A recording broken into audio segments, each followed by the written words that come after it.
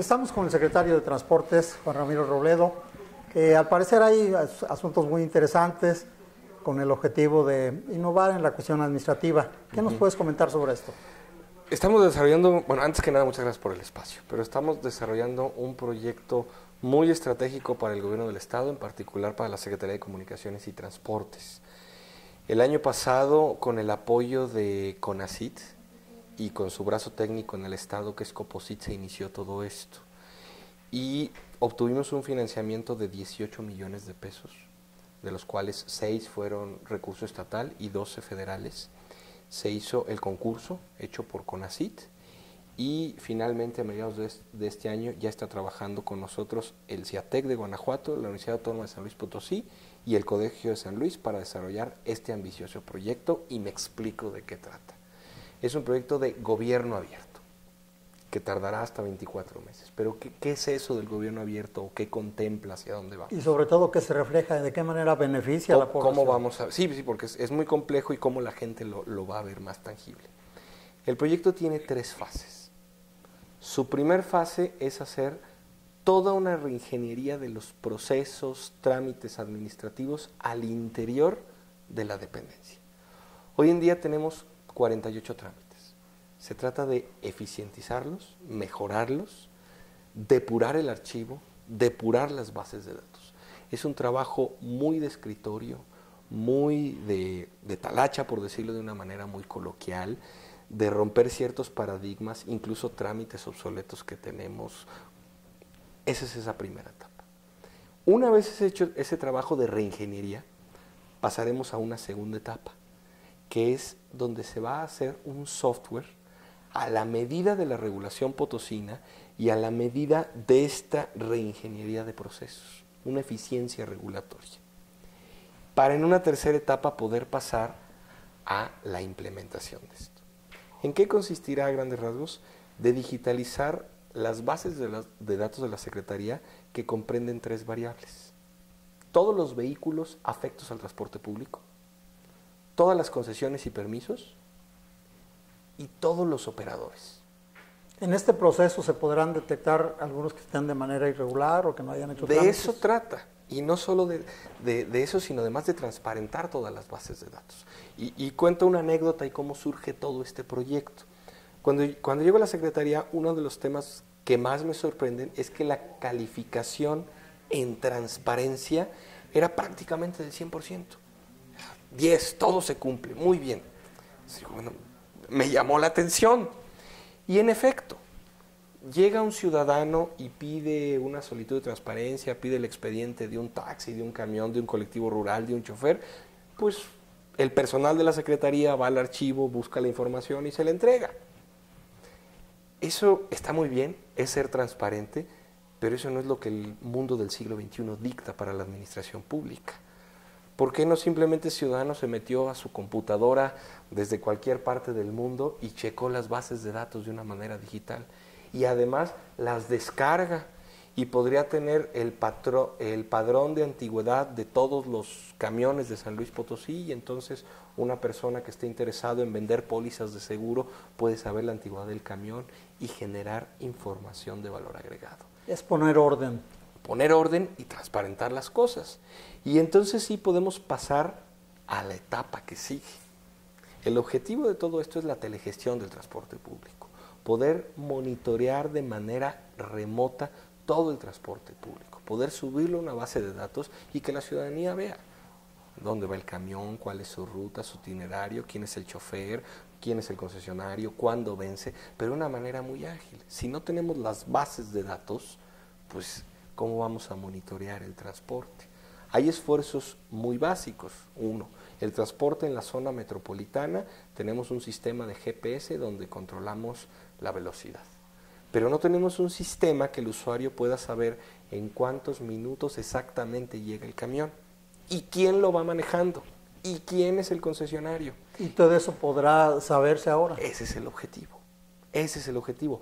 Poder transparentar todas esas bases de datos y hacerlo muy accesible a toda la ciudadanía, además de digitalizar toda la información y todos los trámites.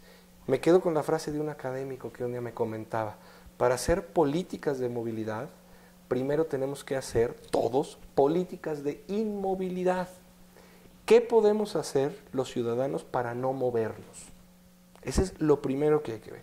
Y si podemos poner un pequeño granito de arena en donde yo a un operador, por decir un ejemplo básico, no tiene que trasladarse a una oficina gubernamental para tramitar su licencia, estamos dándole un beneficio a la ciudad.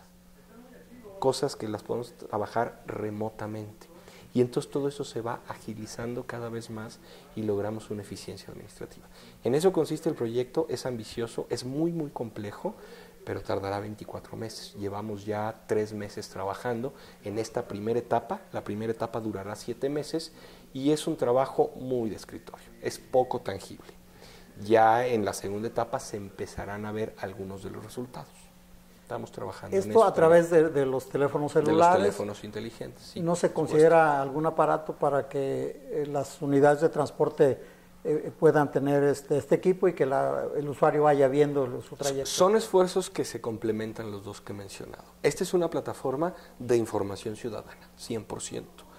De todos modos, estamos trabajando en este otro proyecto de digitalización para poder complementar esa información ya desde el transporte.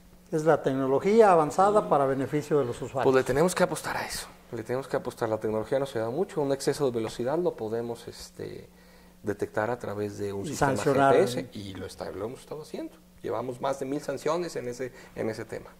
Qué bueno, pero hay también otros temas tecnológicos, ¿no? Al parecer hay también novedades en cuestión de comunicación.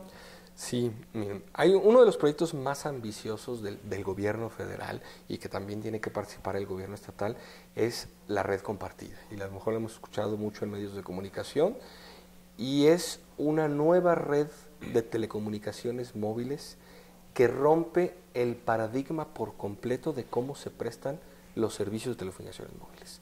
Es un proyecto único en su forma en el mundo.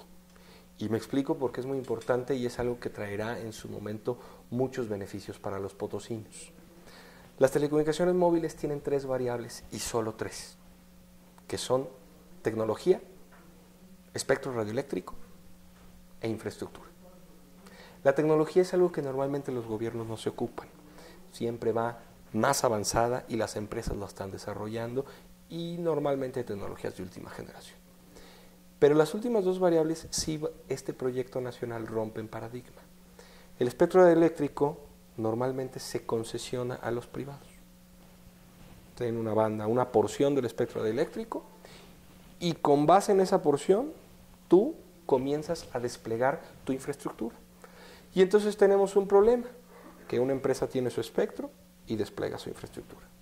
Y luego otra empresa tiene otra parte del espectro y despliega su infraestructura. Y una tercera igual, y entonces hay redundancia, se repite.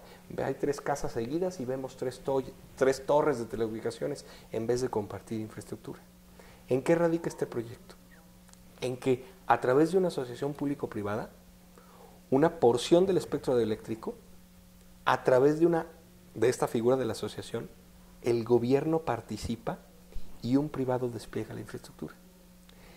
Y entonces tenemos una sola banda, un solo despliegue de infraestructura, y esta será una gran red con un mayor ancho de banda, pero aquí está el tema principal. Tendrá prohibido vender servicios de telecomunicaciones al usuario final. ¿Representa más economía para el usuario? Sí, porque entonces venderá solo servicios al mayoreo. Entonces cualquier persona, cualquier pequeño emprendedor, podrá montar una empresa de telefonía celular al amparo de esta gran red, una especie de revendedor. Construir su propia si yo hoy en día quiero vender telefonía celular en Real de 14, pues tengo que ir a una licitación de espectro radioeléctrico, tengo que desplegar mis torres, mi fibra óptica, y eso es carísimo. Y luego va otro y lo replica. No, va a haber uno solo que lo despliega, que ya tiene el espectro radioeléctrico. Una sola persona. Y abre oportunidades de inversión para... Entonces yo voy con esa persona, digo, yo te compro y yo revendo. Y entonces le da un mucho mayor auge a las telecomunicaciones. El proyecto es ambicioso, una inversión de $7,000 millones es lo que se estima. Además que ya se licitó, ganó una empresa denominada Altán, que es quien constituyó la asociación público-privada con el gobierno federal, e iniciará operaciones en marzo de 2018. En marzo de 2018 deberá cubrir el 30% del territorio poblado. 5 años más tarde de esa fecha, las cláusulas de la concesión y del contrato de asociación público-privada es que deberá de cubrir el 92.2% del territorio poblado. Entonces, en ese sentido, estará por encima de la cobertura que tienen hoy los operadores de telecomunicaciones móviles. Y esto pues cambia todo. Podemos evitar un traslado en transporte público si podemos hacer una llamada telefónica, por ejemplo. Tendrá capacidad para el famoso Internet de las cosas, para las fuerzas del orden. Entonces va a revolucionar mucho este proyecto. ¿En cuestión económica también beneficia a los usuarios? Toda la derrama que genera la conectividad, el comercio electrónico. Los países más avanzados, el comercio electrónico es impresionante cómo ha avanzado. Cada vez más los centros comerciales o las grandes tiendas en los países más desarrollados comienzan a ser simplemente lugares para anunciar algunos productos, pero ya no tienen almacenaje, porque la gente cada vez más tiende a comprar a través de la tecnología. ¿Esto significa que México está un tanto atrasado en este aspecto? Estamos atrasados, sí. La cobertura de las telecomunicaciones está muy por debajo de otros países, pero bueno, hay proyectos ambiciosos como este que tratan de romper ese retraso que tenemos y que los estados tenemos que participar mucho. ¿Cómo? Con esto se reduce la brecha también entre México y otras. La brecha digital, claro.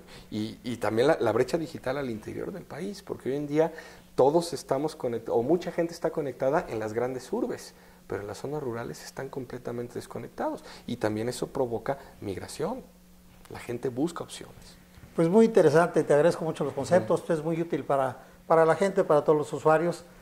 Agradezco tu visita. No, muchísimas gracias a todos. Soy Gilberto Gallegos, este es Plano Informativo.